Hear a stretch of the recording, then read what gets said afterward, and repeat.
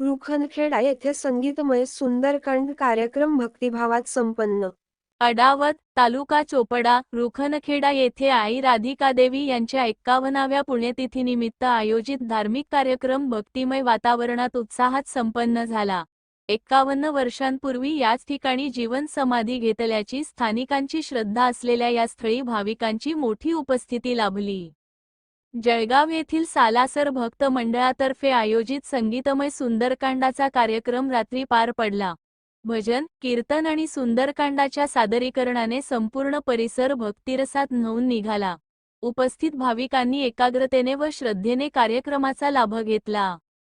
दुसऱ्या दिवशी सकाळी महापूजा व महाभिषेक विधी पार पडले। त्यानंतर पुण्यतिथीनिमित्त आयोजित महाप्रसादाचा लाभ पंचक्रोशीतील नागरिकांनी मोठ्या संख्येने घेतला।